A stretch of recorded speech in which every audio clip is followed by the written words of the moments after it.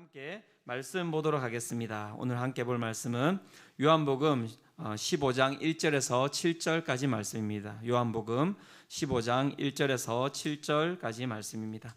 제가 가지고 있는 성경으로는 신약성경 174페이지입니다. 제가 한 절 읽고 여러분 한 절 읽고 이렇게 교독하도록 하겠습니다. 제가 먼저 읽겠습니다. 나는 참 포도나무요 내 아버지는 농부라. 물은 내게 붙어 있어 열매를 맺지 아니하는 가지는 아버지께서 그것을 제거해 버리시고 물은 열매를 맺는 가지는 더 열매를 맺게 하려 하여 그것을 깨끗하게 하시느니라. 너희는 내가 일러준 말로 이미 깨끗하여졌으니 내 안에 거하라 나도 너희 안에 거하리라. 가지가 포도나무에 붙어 있지 아니하면 스스로 열매를 맺을 수 없음같이 너희도 내 안에 있지 아니하면 그러하리라. 나는 포도나무요 너희는 가지라. 그가 내 안에 내가 그 안에 거하면 사람이 열매를 많이 맺나니 나를 떠나서는 너희가 아무것도 할 수 없음이라. 사람이 내 안에 거하지 아니하면 가지처럼 밖에 버려져 마르나니 사람들이 그것을 모아다가 불에 던져 사르느니라. 함께 읽겠습니다. 너희가 내 안에 거하고 내 말이 너희 안에 거하면 무엇이든지 원하는 대로 구하라. 그리하면 이루리라. 아멘. 야구를 좋아하십니까? 네. 야구 시즌도 이제 끝이 났고 그래서 야구 좋아하시는 분들은 이제 참 우울하실 것 같아요. 그래도 걱정하지 마십시오. 월드컵이 있습니다. 네. 야구에서 그해 최고의 활약을 한 투수에게 이렇게 상을 주는데요. 미국에서는 그 투수에게 주는 상을 갖다가 사이영상이라고 이야기를 하고요. 일본에서는 사와무라 상이라고 이야기합니다. 그리고 한국에서는 어떤 상이 있을까요? 최동원 상이 있습니다. 네, 맞습니다. 가장 탁월한 활약을 했던 투수에게 주는 상이 이제 최동원 상인데요. 올 시즌 한국 KBO 리그에서 최고의 투수로 활약한 선수가 있습니다. 최고 구속이 160km 정도 나옵니다. 이 정말 어마어마한 구속이거든요. 나올 수가 없습니다. 인간이 가지고 있는 한계로. 근데 160km의 광속구를 뿌리는 투수고요. 그것을 앞세워서 이번 연도에 15승 8패. 그리고 평균 자책점이라고 하죠. 자신이 이렇게 점수를 준 점수가 평균 이제 2.11이라고 합니다. 2점 정도 이렇게 주는 거죠. 그리고 역대 국내 투수 시즌 최다 탈삼진을 했다고 합니다. 224개의 삼진을 잡았다고 합니다. 그러니까 대단합니다. 그리고 이번에 이제 그런 기록을 세우면서 투수에서는 평균 자책이라고 하는 자책점과 탈삼진에 있어서 2관왕을 세운 투수인데요. 그런데 이 선수는 최고의 활약을 했음에도 불구하고 이 최동원 상의 후보에도 오르지 못했습니다. 중요한 것. 최동원 기념사업회에서 이렇게 설명을 했습니다. 이 선수의 고교 시절 학교 폭력 사건이 최동원 정신에 부합하지 않으므로 이 선수는 후보로서도 이렇게 올리지 않는다라고 이야기를 했습니다. 기념사업회는 개인 성적만 놓고 본다면 최동원상 후보에 포함되는 건 전혀 이상한 일이 아니었다고 이야기하면서 이 선수의 2022 시즌 활약이 독보적이었음을 부인하지는 않았습니다. 하지만 그 상이 가지고 있는 정신에 이 선수는 부합하지 않는다라고 이야기를 한 것이죠. 왜냐하면 이 최동원 선수가 그 선수 시절에는 실제 학교 폭력의 피해자였다고 합니다. 그래서 대학 시절에 선배의 폭행으로 인하여서 야구 선수로서는 이제 치명적인 그런 이제 부상을 당할 뻔했다고 합니다. 그래서 이때의 기억 때문인지 이 최동원 선수는 선수 시절에 끊임없이 야구기 안에서 이 폭력을 추방하기 위해서 누구보다도 헌신적으로 누구보다도 큰 노력을 기울였던 게 이 최동원 선수라고 이야기를 합니다. 그러니 아무리 이 선수가 잘했다 할지라도 최고의 어떤 결과물을 냈다 할지라도 이 선수가 이 최동원 상을 받을 수가 없는 것이죠. 어떻게 보면 우리나라 엘리트 교육이 가지고 있는 맹점이 아닙니까? 누가 이 이야기를 해줬겠습니까? 그 아이가 어릴 때 누구라도 한 명 그 아이에 대해서 실력도 중요하지만 네가 가지고 있는 인성도 정말 중요한 것이란다라고 누군가가 가르쳐 줬다면 정말 그 안타까움이 있는 것 같아요. 그래서 참 이 선수를 보면서 참 마음이 너무너무나 많이 이렇게 씁쓸했습니다. 결국에는 그 정말 그것을 아무도 이렇게 가르쳐 주지 않았기 때문에 실력은 좋지만 결국 이 선수는 이 최고의 투수상이라고 이야기하는 한국에서 이 최동원 선수상을 받을 수가 없는 거예요. 실력이 나쁘면 노력이라도 할 수 있잖아요. 그래서 노력을 해서 받을 수가 있겠지만 이제 어떤 부분에 있어서는 어떤 노력을 하더라도 이 상을 받을 수 있는 길이 실제 열리지 않는 것이죠. 우리의 삶 가운데는 주어진 진리가 있습니다, 여러분. 그 진리는 무엇이냐면 우리가 하는 삶의 모든 행동은 어딘가에서 반드시 열매를 맺는다는 것입니다. 이게 너무너무 무서운 진리죠. 그래서 오늘을 우리가 어떻게 살아가느냐는 너무너무 중요한 것입니다. 너무너무 중요한 것입니다. 지난번에 이번 주에 이찬수 목사님을 만났는데 목사님께서 그런 얘기를 하시더라고요. 지금 너희가 있는 그 자리는 너희가 부목사 때 뿌렸던 그 열매를 지금 거두고 있는 것이고 지금부터 너희들이 어떤 씨앗과 어떤 것을 잘 너희들이 하는가에 따라서 나중에 10년, 20년 뒤에 또 다른 열매가 맺힐 것이다 라고 이야기를 해주시는 거예요. 여러분, 그래서 우리는 그 가운데서 어떤 열매를 맺는가가 너무너무 중요한 삶을 살아가고 있는 것이죠. 우리는 인생에 좋은 열매를 거두며 살아가기를 원하고 또 그 좋은 열매를 풍성히 맺으며 살아가기를 원합니다. 그러기 위해서 우리가 힘을 쓰고 애쓰면서 살아가고 있는 것이지요. 그런데 참 어려운 게 무엇입니까? 어떤 게 좋은 열매입니까? 제가 묻고 싶습니다, 여러분에게. 좋은 열매가 뭡니까? 도대체 어떤 게 좋은 열매죠? 그리고 어떤 게 좋은 열매인지도 모르는데 왜 우리는 이렇게 애를 쓰면서 뭔가를 갖다가 풍성히 거두기를 원하십니까? 어떤 게 좋은 열매고 그리고 그 좋은 열매를 어떻게 하면 풍성히 거둘 수 있는 것입니까? 그것을 우리는 알지 못한 채 그렇게 힘을 쓰면서 살아가고 있지는 않습니까? 우리는 그렇게 생각합니다. 좋은 열매라고 이야기하면 세상이 이야기하기에 눈에 보기에 좋은 것을 우리는 좋은 열매라고 할 수 있는 것이죠. 그래서 그 열매를 얻기 위하여서 맨 처음에는 10평부터 시작하고, 그죠? 그 다음에 조금 더 지나면 이제 20평에 대해서 우리가 끊임없이 열매 맺기 위해서 노력하고, 그 다음에 30대는 30평, 40대는 40평, 50대는 50평. 무슨 소리 하는 건가 저 사람, 이런 생각을. 근데 여러분 잘 보십시오. 그렇게 해가지고 많이 이렇게 아파트 평수를 늘렸다 하더라도 결국 인생의 종점은 몇 평인지 아십니까? 한 평도 안 됩니다, 여러분. 내가 들어가는 관은 한 평도 안 된다고요. 아무리 넓혀봤자 그 열매라고 하는 것이 정말 좋은 열매가 될 수 있는 것입니까? 높은 연봉, 우리가 이야기하는 고가의 자동차, 좋은 것입니다. 좋아 보입니다. 하지만 결국에는 그것이 정말 우리 가운데 좋은 열매라고 할 수 있는 것입니까? 예전에 이건희 회장은 차가 300대가 넘었다고 이야기를 합니다.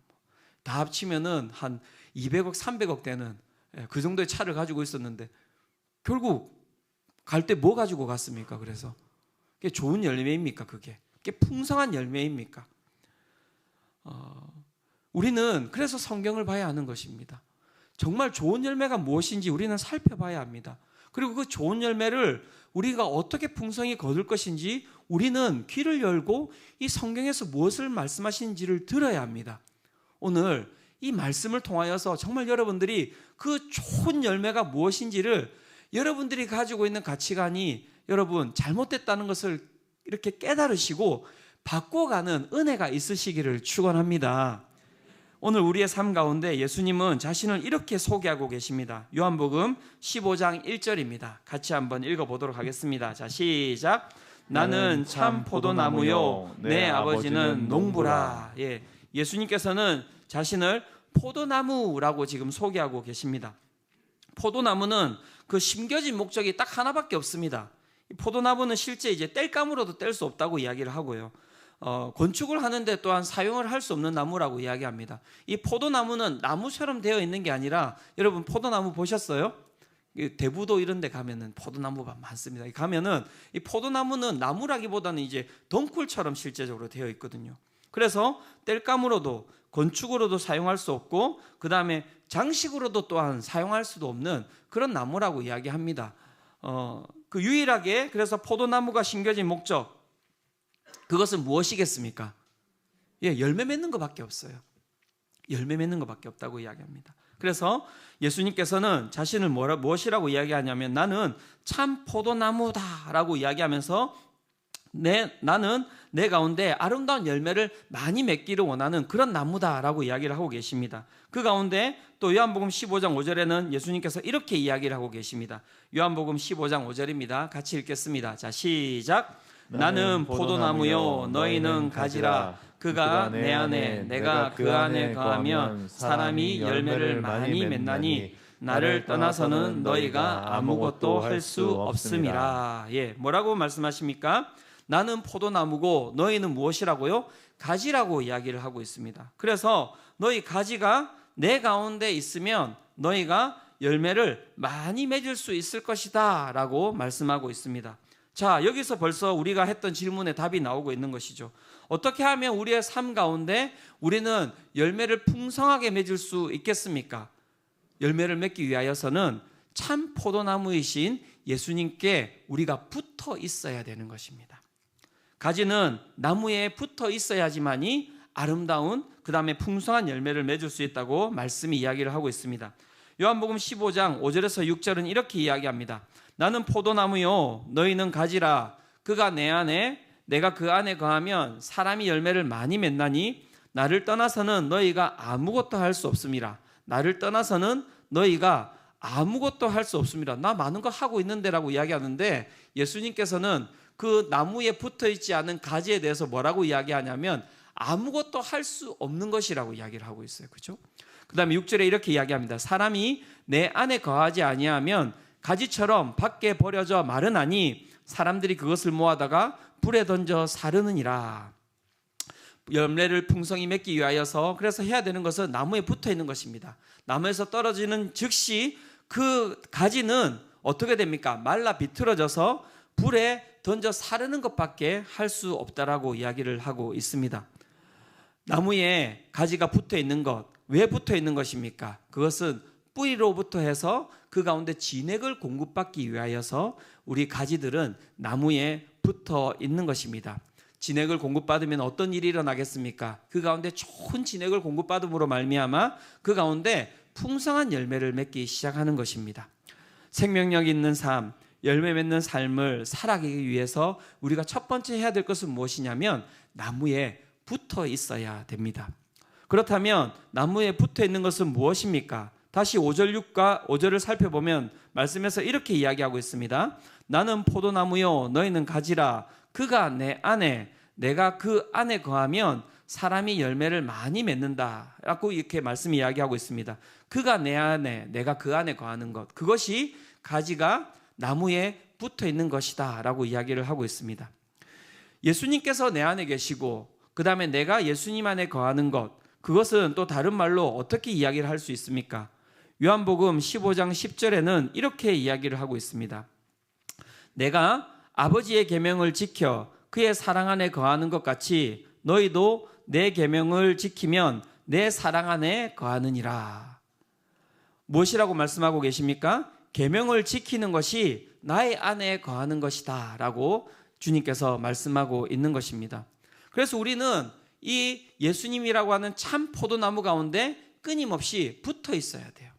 이건 충전이 아니에요. 전기차처럼 충전하고 그 다음에 충전된 상태로 이렇게 한 주 동안 살아가고 그런 게 아니에요, 여러분. 예배를 그렇게 드리시면 안 됩니다. 한 주에 와가지고 예배 한 번 드리고 일주일 동안은 말씀 한 번도 보지 않고 그 다음에 일주일 동안 또 와서 살아가면 여기서 충전하고 살아가기를 원합니다. 그건 신앙이 아니라는 거예요. 신앙이 아니라고 이야기하고 있습니다. 매일매일의 삶 가운데 우리의 삶은 하나님과 그 참 포도나무 되시는 예수님과 붙어 있지 아니하면 우리의 삶은 어떻게 된다고요? 말라 비틀어진다는 거예요. 그래서 그의 계명을 우리는 날마다 어디에? 우리의 귓가에 들려놓는 게 필요하죠. 여러분, 매일매일의 삶 가운데 아침, 점심, 저녁으로 여러분들의 귓가에 주님의 말씀이 함께 하시기를 축원합니다. 예, 그게 붙어 있는 거라고 이야기를 합니다. 근데 이게 좀 아직까지도 우리 가운데 너무나 추상적인 것 같아서 제가 좀 구체적으로 이것을 좀 표현할 수 있는 부분이 무엇이 있을까라고 생각해 봤더니 좋은 예화가 하나가 있는 거예요. 그 이전에 저희 우리 한국 교회사에 보면 그 최권능 목사님이라는 분이 계십니다. 그 평양에서 계셨던 분이신데 이분이 되게 유명해요. 뭘로 유명하냐면 예수천당이라고 하는 이 전도로 유명합니다. 그래서 이분은 아침에 일어나면 예수천당, 식사할 때 예수천당, 지나가는 사람들이 있으면 예수천당, 누군가 나한테 해코지하면 예수천당, 그냥 모든 게 다 예수천당이에요. 되게 유치해 보이잖아요, 그죠? 그런데 이 목사님께서 여러분 몇 개의 교회를 개척했는지 아십니까? 이 예수천당 이 최권능 목사님이 개척한 교회가 80개입니다. 80개. 그 정도는 다 하시는군요. 이렇게. 네. 80개. 이렇게 안 놀라세요. 근데 안 놀라우신가요? 네. 여러분, 80개 교회를 개척했다니까요. 예, 다른 예, 좀 붙어 계시는군요. 이제 이렇게. 네. 예수천당이라고 하는 다른 걸 설명하지도 않으셨어요. 그냥 예수천당 이러한 이 한 단어를 가지고 그냥 사람들에게 전도하고 교회를 개척하셨던 그런 이제 목사님이신데, 이 목사님 때가 이제 일제 시대 아닙니까? 그래서 이제 일제가 신사참배를 교회한테 이제 강요를 했죠. 그래서 교회가 어떻게 합니까? 그 신사참배를 했던 분들이 계시고, 우리 최권능 목사님, 본명은 최봉석 목사님이신데요. 이 우리 최권능 목사님은 신사참배를 거부하신 거예요. 그래서 어떻게 했겠습니까? 경찰들이 이제 목사님을 이제 잡아간 것이죠. 그리고 잡아가서 어떻게 했겠습니까? 뭐 밥 주고 안아주고 그렇게 했겠습니까? 아니죠. 고문을 했던 거죠. 근데 이제 고문을 하면은 막 우리가 어떻게 합니까? 아이고 아프다, 뭐 살려주십시오, 막 이렇게 이야기해야 되는데, 이 경찰이 고문하고 때리면 이 최권능 목사님이 이렇게 이야기하는 거예요. 막 때리면 예수, 때리면 천당. 미쳤나 이게? 이러면서 또 때리면 예수, 또 때리면 천당. 때리면 이 두 단어밖에 이야기 안 하는 거예요. 아이고 아파라, 살려주세요, 이런 얘기를 안 하고. 그러니까는 이 신사참배를 안 해서 그 예수님 못 믿게 하려고 데리고 와서 고문을 하는데, 말에서 나오는 건 예수 천당밖에 없으니까 이 고문하는 사람이 얼마나 힘들었겠습니까? 그래서 고문을 더 세게 했어요. 막 더 많이 때리고 막 기절하도록 때리고. 그런데 때릴 때마다 예수, 때릴 때마다 천당. 그렇게 이제 이분이 이렇게 이야기밖에 안 하시는 거예요. 그래서 이 고문하는 진짜입니다. 실화입니다, 실화. 지금 뭐 못 믿고 설마 그럴 리가 이렇게 생각하시면 안 돼요. 실화. 고문하는 경찰이 너무 우습고 신기해가지고 이렇게 물어봤습니다. 아니, 너는 때리면 아이고 아파, 아이고 아픕니다, 죽겠습니다, 힘듭니다, 이렇게 이야기를 해야 되는 것이 맞는데 어떻게 매를 맞으면서도 계속 예수, 매를 맞으면서도 천당, 그렇게 이야기를 하느냐라고 이렇게 이제 물어봤습니다. 우리 최권능 목사님이 이 고문을 당하면서 이렇게 대답하셨습니다. 뭐라고 대답하셨겠습니까? 이렇게 대답했습니다. 내 몸에는 예수가 꽉 찼단 말이요. 내 전신에 피가 들어있어 바늘도 찌르면 어디든 피가 나오듯이 내 몸을 칠 때마다 내 몸에는 예수가 꽉 찼기 때문에 예수 천당이라는 말이 나올 수밖에 없단 말이요. 그래서 예수 천당이라는 말을 듣기 싫으면 때리지 마시오, 그렇게 이야기를 했다고 합니다. 여러분, 이게 예수님의 그 참 포도나무에 붙어 있는 거예요. 때리면 말씀, 때리면 말씀, 누가 나를 해코지하면 말씀. 지금 벌써 나는 그거하고 멀구나 이런 분들 계십니까? 멀리 떨어져 있었네. 멀리 갔더니. 예. 여러분, 그래서 오늘 이 예배에서 그 예수님 대신, 참 포도나무 되시는 예수님께 붙어야 되는 거예요. 붙어야 되는 것입니다. 옆에 있는 분 한번 찔러 보시겠습니까? 뭐가 나오는지. 네, 맞습니다. 이렇게 찔렀을 때 예수, 찔렀을 때 천당, 그게 여러분 가지가 살아가는 삶이에요. 가지는 자기 멋대로 살아가면 그 가운데서 말라 비틀어져 죽는 것이고요. 나무에 붙어 있을 때 그 밑에서 흘러오는 진액을 통하여서 그 진액이 주는 것을 여러분 내뱉는 겁니다. 우리가 붙어 있는 나무에서 흘러나올 게 뭐밖에 없습니까? 예, 예수밖에 없고요. 흘러나오는 것 같아서 천당밖에 없는 거예요. 내 가운데 흘러나오는 것이 기쁨밖에 없는 것이죠. 여러분 믿으십니까? 여러분 오늘 여러분 가운데 그 진액을 맛보는 은혜가 여러분 가운데 있으시기를 축원합니다.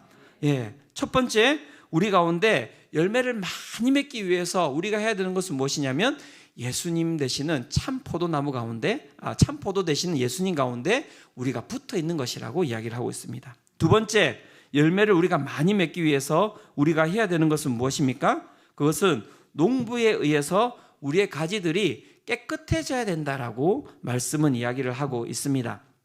요한복음 15장 2절 말씀입니다. 요한복음 15장 2절 말씀 같이 한번 읽어보도록 하겠습니다. 요한복음 15장 2절입니다. 자, 시작. 물은 내게 붙어 있어 열매를 맺지 아니하는 가지는 아버지께서 그것을 제거해 버리시고, 무릇 열매를 맺는 가지는 더 열매를 맺게 하려 하여 그것을 깨끗하게 하시느니라. 아멘. 자, 열매를 많이 맺기 위하여서 농부가 하는 작업이 두 가지가 있는데, 첫 번째는 무엇이냐면 열매를 맺지 아니하는 가지는 그것을 제거해 버린다라고 이야기를 하고 있습니다. 이 제거한다는 말이 우리 가운데 되게 충격적인 단어이죠, 그죠? 아니, 그러면 우리를 하나님께서 구원하셨다고 이야기하고 한 번 구원받은 자는 그 가운데서 떨어지지 않는다라고 이야기를 하셨는데, 열매 맺지 아니하는 가지를 갖다가 제거해 버리신다? 그러면 구원을 갖다가 다시 이렇게 거둬들이신다는 것을 이야기하는 것입니까? 그렇게 생각할 수 있는데 그 이야기가 아닙니다. 야베스의 기도라는 책 아십니까? 네, 그 책을 쓴 브루스 윌킨슨의 또 다른 저서가 있는데, 그 책이 무엇이냐면 포도나무의 비밀이라는 책인데요. 이 포도나무의 비밀이라는 이 책에서 브루스 윌킨슨은 이스라엘 백성들이 어떻게 이 포도나무를 관리했는지에 대해서 이야기를 해주고 있습니다. 제가 앞에서 이야기했듯이 포도나무는 덩쿨과 같다고 이야기했습니다. 그래서 가지가 이렇게 쭉 자라면 가지가 어떻게 되겠습니까? 하늘로 뻗어 올라갈까요? 아니죠. 땅으로 이렇게 쳐지는 거예요. 땅에 떨어져 버려요, 가지가. 그래서 뭘 합니까? 포도나무는 항상 나무를 대어가지고 가지를 갖다가 위로 올려줘야 됩니다. 그래야지만이 포도나무의 그 가지에 나무의 열매가 맺힐 수 있는 거죠. 그런데 이스라엘은 그것을 갖다가 미리 해놓지는 않는다고 합니다. 그래서 가지가 자랄 때까지, 그리고 가지가 자라서 땅에 이렇게 떨어져도 그대로 둔다고 해요. 왜냐하면 그 땅에는 무엇이 많이 없습니까? 물이 많이 없잖아요. 그래서 새벽이 되면 이슬이 내리니까 가지를 다 이렇게 밑으로 둔 다음에 그 가지와 나무가 다 그 이슬을 갖다가 머금을 수 있도록 그렇게 둔다고 합니다. 그렇게 두면은 어떤 일이 일어나겠습니까? 그 먼지가 많은 나라잖아요. 먼지가 쌓이고 진흙이 쌓이고 그렇게 또 쌓이다 보면 곰팡이가 필 수도 있고, 그러니까 그렇게 두면 어떤 일이 일어납니까? 그 가지에는 절대 열매가 맺힐 수가 없는 것이죠. 그래서 농부가 그때 와서 하는 일이 무엇이냐면 먼지와 진흙과 그 곰팡이들을 다 제거하고 그것을 갖다가 가지를 갖다 이제 들어 올리는 작업을 하는데, 그 들어 올리다라는 단어가 무엇이냐면 제거하다라는 단어의 뜻이라는 거예요. 몇 명만 끄덕거렸습니다, 지금. 네, 10분. 네. 그래서 제거하다라는 이 단어의 뜻이 어떤 뜻이냐면 헬라어로 봤을 때 집어 올리다라는 뜻을 가지고 있다는 거예요. 그래서 그 가운데 있는 먼지와 진흙과 곰팡이를 제거하고 그 다음에 그 가운데 있는 가지를 들어 올리는 것, 그것을 제거하다라고 이야기를 하는 것입니다. 그렇게 함으로 말미암아 그 열매 맺지 못하는 그 가지가 어떻게 해요? 열매 맺는 가지로 변화되게 되는 것이죠. 우리의 삶 또한 마찬가지입니다. 우리의 삶에 열매가 맺히지 못하는 것은 왜 그렇습니까? 우리의 삶 가운데 먼지와 진흙과 곰팡이가 가득하기 때문에 그래요. 그건 무엇입니까? 그것은 죄라고 이야기할 수 있습니다. 죄. 우리 가운데 죄가 쌓이면 우리 가운데 열매를 맺지 못하는 거예요. 그 죄는 무엇입니까? 하나님과의 분리됨이라고 이야기하고, 하나님과의 분리됨은 무엇입니까? 우상숭배라고 이야기하죠. 그럼 우상숭배, 저는 목사님, 저는 이슬람 사원에 가지도 않고 저는 우상숭배 하지 않습니다 라고 이야기하는데, 우상숭배가 무엇인지에 대해서 성경이 이렇게 이야기를 하고 있습니다. 골로새서 3장 5절에서 8절인데요. 골로새서 3장 5절에서 8절 같이 한번 읽어보도록 하겠습니다. 자, 시작. 그러므로 땅에 있는 그 음란과 부정과 사욕과 악한 정욕과 탐심이니 탐심은 우상 숭배니라. 이것들로 말미암아 하나님의 진노가 임하느니라. 너희도 전에 그 가운데 살 때에는 그 가운데서 행하였으나 이제는 너희가 이 모든 것을 벗어버리라. 곧 분함과 노여움과 악의와 비방과 너희 입에 부끄러운 말이라. 네, 여러분 우상 숭배가 뭐라고 이야기하고 있습니까? 음란과 부정과 사욕과 개인적인 욕심과 악한 정욕과 탐심이라고 이야기하고 있습니다. 그리고 그 중에서 가장 큰 우상 숭배는 탐심이라고 이야기하고 있습니다. 우리 식탐 많으신 분들, 네, 탐심이라고 우상 숭배라고 이야기하고 있습니다. 무언가를 내가 끊임없이 욕구를 가지고 그것을 갖다가 계속해서 취하고 계신 분들은 그것이 성경은 우상 숭배라고 이야기를 하고 있습니다. 그것이 있으면 우리의 삶 가운데 아름다운 열매가 맺히지를 못한대요. 좋은 열매가 풍성히 열리지 못한다라고 이야기를 하고 있는 것입니다. 그래서 그것들은 어떻게 해야 되는 것입니까? 제거해야 되는 것이라고 이야기를 하고 있습니다. 또 우리 가운데 죄가 무엇입니까? 분함, 그 다음에 노여움, 그 다음에 악의, 비방, 우리 입에서 나오는 부끄러운 말들. 그래서 그 모든 것들은 우리 가운데 풍성한 열매를 맺지 못하게 하는 거예요. 혹시 오늘 이 가운데 아직까지 무언가에 대해서 분함이 사라지지 않은 분들이 계십니까? 오늘 그 모든 분함이 이 예배 가운데서 사라지는 은혜가 거하시기를 축원합니다. 네, 우리 입술 가운데도 마찬가지예요. 툭 찔렀을 때 오늘 갑자기 맞습니다. 예수. 이제 우리 수영빛 교회는 이제 딱 나왔죠? 우리의 삶에 딱 누가 찌르면 예수. 누가 또 찌르면 천당. 맞습니다. 누가 나를 갖다가 막 힘들게 하면 예수. 그게 우리의 삶이어야 합니다. 제가 부부 신방 가면 꼭 물어보도록 하겠습니다. 아침에 일어나면 무슨 얘기하는지. 그래서 우리 가운데 있는 죄악들을 잘 제거해 나가면 그 가운데 풍성한 열매가 맺힌다고 이야기를 하고 있고요. 두 번째 또 뭐라고 이야기하고 있습니까? 열매를 맺는 가지가 있다고 합니다. 열매를 못 맺는 가지가 있고 그 열매를 못 맺는 가지는 먼지와 진흙과 곰팡이를 다 제거하고 들어주면 그 가운데 열매가 맺히고, 또 열매가 맺히는 가지가 있는데 그 열매를 맺는 가지는 더 열매를 맺게 하려고 어떻게 한다고 이야기하고 있습니까? 깨끗하게 한다고 이야기하고 있습니다. 깨끗하게 하는 것은 무슨 작업이냐면 전지라고 합니다. 전지 아십니까? 뭐 전지 이런 거 말고요. 전지, 전능. 어렵습니다. 그죠? 전지는 그 가지를 잘라주는 작업을 갖다가 전지라고 이야기를 하죠. 그죠? 그래서 이 전지를 하지 않으면, 이 전지 작업을 하지 않으면 이 열매가 풍성히 맺히지 않는데요. 그래서 그 보니까는 전지 작업에 대해서 세 가지를 이야기하는데 보니까 첫 번째는 이제 도장지라고 하는 게 있다고 합니다. 도장지. 이 도장지는 뭐냐면 나무가 잘 자라지 않는 때가 있는데 그 자라지 않는 때에 자기 혼자 삐쭉 자라가지고 이렇게 삐져나오는 가지가 있대요. 근데 이 가지는 절대 이렇게 좋은 열매를 맺을 수 없는 가지이기 때문에 그 가지를 잘라줘야지 쓸데없는 영양분이 그쪽으로 가지 않는다고 해서 이 도장지는 그 삐쭉 나온 가지를 갖다 잘라주는 작업이라고 합니다. 그 다음에 세력지가 있습니다.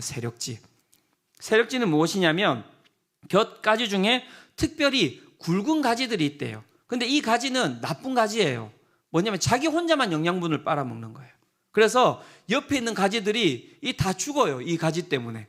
그게 우리가 보기에는 튼튼한 것 같은데 이 가지를 갖다가 잘라야지만이 다 사는 거예요. 야, 혹시 속으로 내가 세력지인가? 그렇게 생각하시면 하나님께서 오늘 은혜 주신 겁니다. 맞습니다. 당신입니다. 바로. 그죠? 세 번째, 겹침지라는 게 있습니다. 겹침지는 무엇이냐면 가지가 겹쳐 있어서 서로 자라지 못하게 하는 것, 그것이 바로 겹침지라고 이야기하는데 그 가지도 이렇게 잘라줘야 된다고 합니다. 그래서 이 도장지와 세력지와 겹침지를 잘라주면 가지에 어떤 일이 일어나겠습니까? 이 밑에서 뿌리에서 올라오는 진액이 좋은 가지 가운데 흘러 들어가서 그 가지들이 진액을 잘 받아서 열매를 갖다가 풍성하게 맺는 거예요.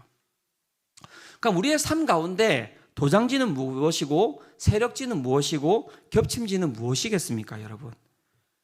내 삶을 추구하는 거예요. 다 보면은 딱 나오는 게 있잖아요. 딱 그 공통점이 무엇입니까? 나만 살고 옆에 있는 건 다 죽인다. 이게 이 가지들의 특징이거든요.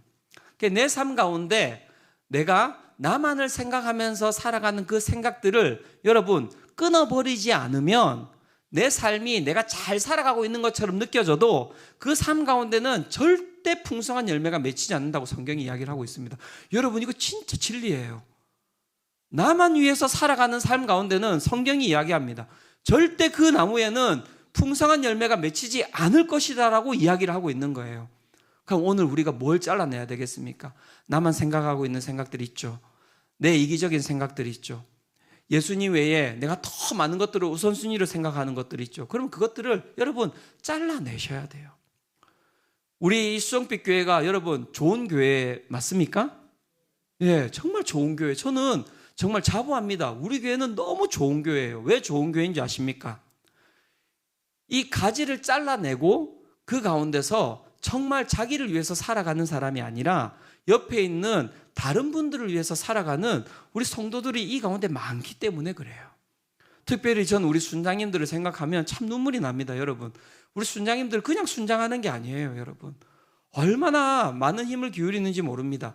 우리 여순장님들은 화요일마다 아침에 와가지고요, 아침부터 해가지고 막 점심 이후까지 저하고 있어야 돼요. 얼마나 힘들겠어요, 여러분. 네. 저하고 계속 매주마다 있으셔야 돼요. 그래서 제가 무슨 말을 해도 또 말도 제대로 못 하시고, 여러분들을 위해서 그렇게 시간을 쓰시는 거예요. 우리 남녀 직장 순장만, 우리 순장님들도 되게 대단하십니다. 여러분, 이분들은 토요일 새벽에 나옵니다. 토요일 새벽에. 매주 토요일 새벽 7시부터 나와가지고, 여러분, 정말 잠이 아직도 풀리지 않는 눈을 가지고 앉아 계시면서 저하고 같이 계셔야 돼요, 또. 얼마나 힘드시겠어요. 그래서 제가 이번 주에도, 어제도 우리 순장님들을 뵙는데 마음이 아픈 거예요. 저분들은 왜 저래 사실까?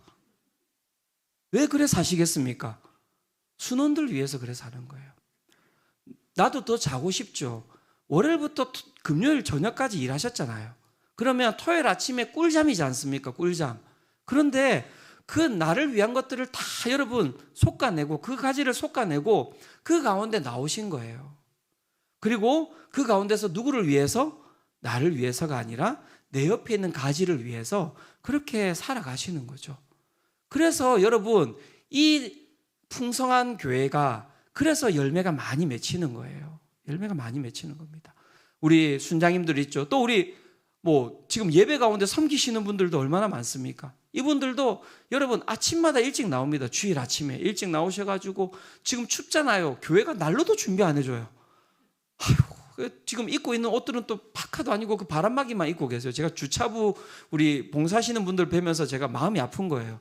빨리 난로를 보일러 하나 놔드려야겠다. 이런 이제 생각이 드는 거죠, 그죠? 예. 그 다음에 우리 세션들, 뒤에 미디어 팀들, 우리 안내 팀들, 우리 새가족 팀들, 우리 찬양 팀들, 한 분 한 분이 여러분 다 무엇을 잘라내고 여기에 있는 겁니까? 누군가를 위하여서 내가 가지고 있는 가지를 잘라내고 있는 겁니다. 우리 교회가 청년부가 많죠, 그죠? 여러분 왜 많은 줄 아십니까? 청년부 리더들이 엄청 열심히 합니다, 여러분. 금요일 날 여러분 불금 아닙니까? 청년들에게 불금 아닙니까? 금요일마다 나와요. 청년들은 방학도 없어요. 365일 매주마다 나와서 그 가운데서 앉아서 순원들을 위해서 여러분 힘을 쓰는 겁니다. 금요일만 나오는 게 아니에요. 주일날 오후에 또 남겨놔요. 그리고 또 매주 또 주일 아침마다 또 모이게 해요. 소그룹별로.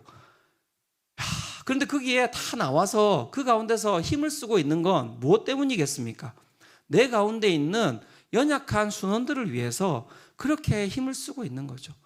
그럴 때 여러분 보십시오. 이 나무가 열매를 많이 맺게 되는 거예요. 다른 것 아닙니다. 우리 가운데 풍성한 열매를 맺고자 하십니까? 그렇다면 여러분 가운데 있는 가지를 잘 제거하는 게 필요하다는 것입니다. 나만을 위해서 살아가는 삶, 다시 이야기 드립니다. 절대 풍성한 열매 못 맺습니다. 믿으십니까?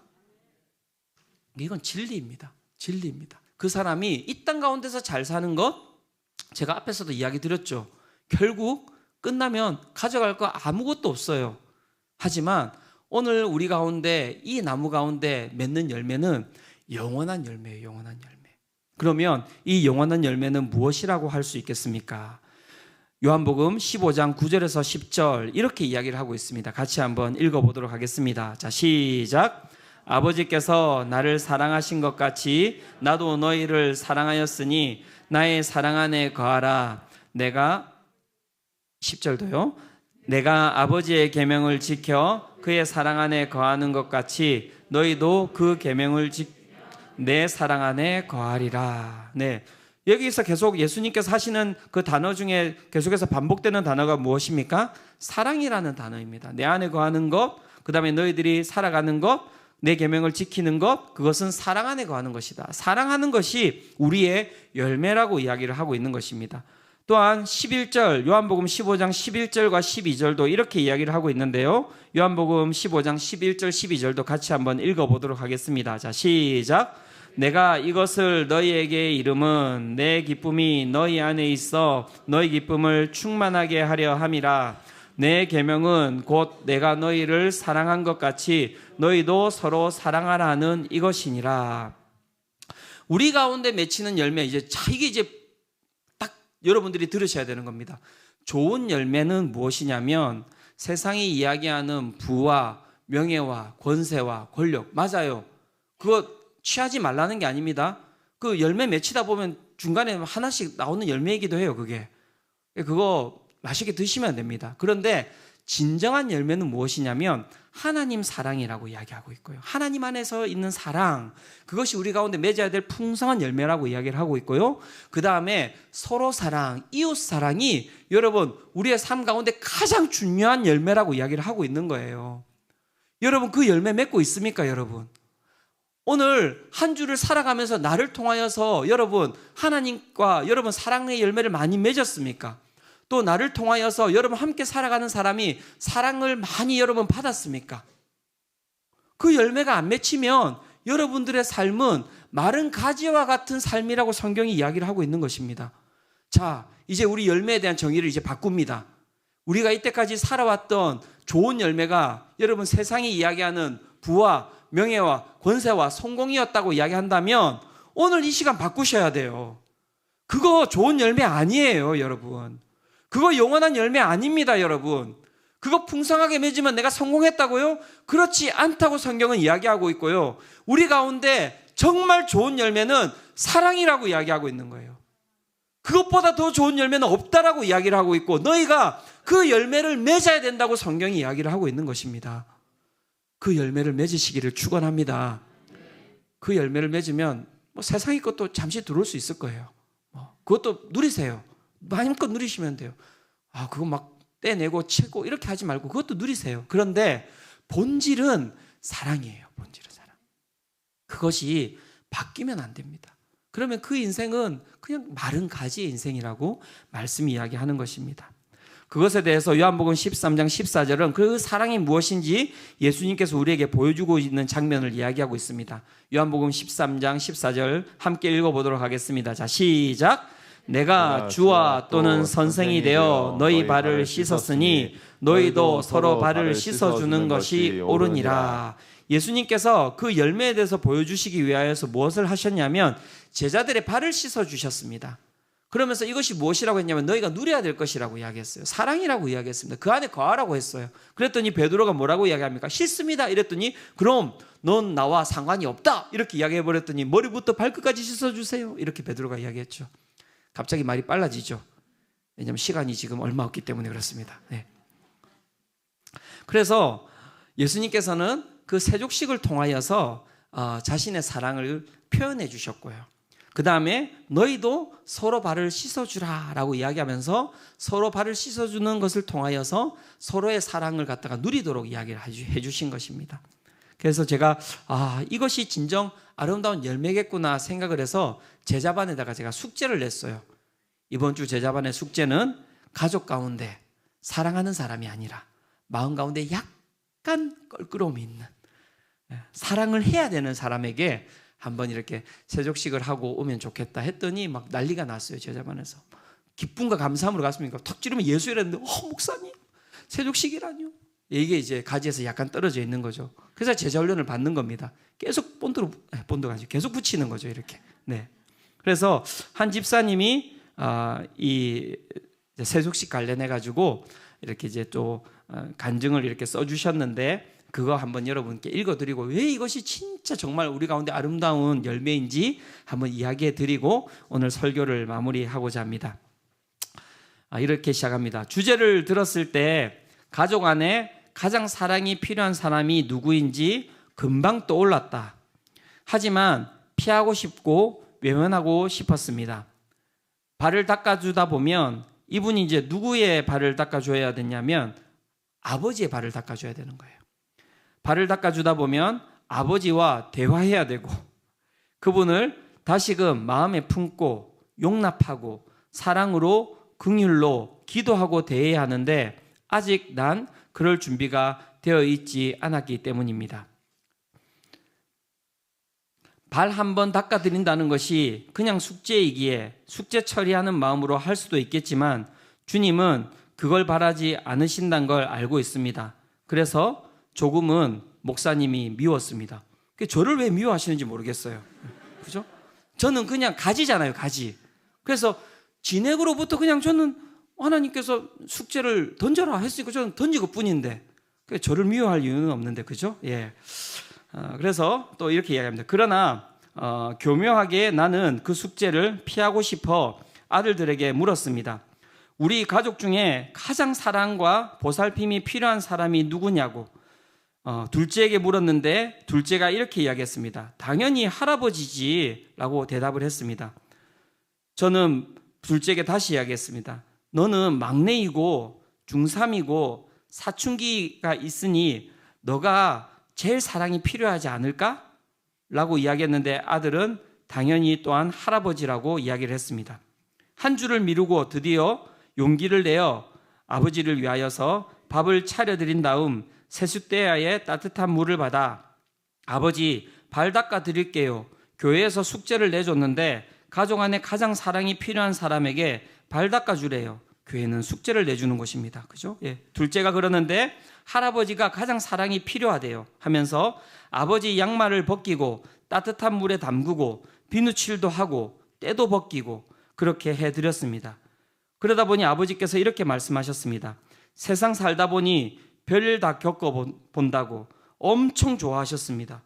오래 살고 볼 일이라고 내가 처음 해주는 거라고 웃음이 끊이지 않으셨습니다. 아버진 좋아서 이 얘기 저 얘기 끊임없이 하셨습니다. 이렇게 좋아하시는 걸 난 왜 더 다가서지 못했을까요? 여러분, 이게 열매예요. 보셨죠? 미움이라고 하는 그 마음들을 여러분 그것들을 가지를 다 친 다음에 아버지의 발을 닦아드렸더니 뭐라고요? 오래 살고 볼 일이라고 내가 처음 해주는 거라고 웃음이 끊이지 않으셨대요. 여러분, 이 웃음 돈으로 살 수 있습니까? 명예로 살 수 있습니까? 권력으로 살 수 있습니까? 아무 것으로도 살 수 없는 거예요, 여러분. 그죠? 아버지와 쌓였던 감정이 어느새 눈 녹듯 녹았습니다. 미움이 내를 이루어 강을 만들고 바다를 이루듯이 미움과 원망이 끝도 없던 내게 주님은 제동을 걸으신 것입니다. 보십시오. 이게 바로 열매예요. 내 마음의 내 것임에도 불구하고 미움을 내가 벗어던지지 못했는데 그 진액에서 흘러나오는 것을 받아들이고 순종하며 나갔을 때 어떤 일이 벌어졌습니까? 미움이 내를 이루고 강을 이루고 바다를 이루었는데 그 모든 것들이 한 번에 다 사라졌다고 이야기를 하고 있지 않습니까? 아버지와 같이 살면서 불편한 게 많지만 불편이 불편함으로만 끝난 것이 아니라 오히려 그분을 이해하고 불편함을 전혀 느끼지 못하도록 성령님께서 나를 보살펴 주시기를 기도합니다. 투정과 불만보다는 감사와 사랑으로 아버지를 안아드리는 시간이었습니다. 라고 이분이 고백을 하셨어요. 여러분, 이게 바로 우리가 가지고 가는 열매예요. 이 열매는 영원한 거예요. 절대 여러분 누군가가 뺏어갈 수 없는 겁니다. 우리는 이 열매를 갖다가 맺으면서 살아가는 사람들, 그 사람들이 누구라고요? 바로 그리스도인이라고 이야기하는 거예요. 그리스도인은 다른 사람들이 아닙니다. 살아가면서 그 열매들이 많이 맺혀가는 거예요. 그 열매를 맺어가는데 하나님이 어떤 때는 우리 가운데 돈도 주시고요. 어떤 때는 명예도 주시고요. 어떤 때는 권력도 주시는 거예요, 여러분. 그런데 그것이 우리는 바뀌어버렸어요. 바뀌어버렸어요. 그래서 명예도 가지고 권력도 가지고 돈도 가졌는데 중요한 건 그 다음에 뭐가 없어요? 사랑이 없이 살아가는 거예요. 이 시간 우리의 열매를 바꿔야 합니다. 우리의 열매는 무엇입니까? 우리의 열매는 하나님을 사랑하는 것이고 내 옆에 있는 서로 내 이웃을 사랑하는 것입니다. 그렇게 여러분 한 주간을 살아가시기를 축원합니다. 그렇게 하나님을 만나시기를 축원합니다. 그렇게 살아갈 때 하나님께서 우리 가운데 세상이 주는 기쁨이 아닌 하늘에서 주시는 기쁨을 충만케 하시리라고 믿습니다. 이 시간 우리 함께 이 찬양 드리며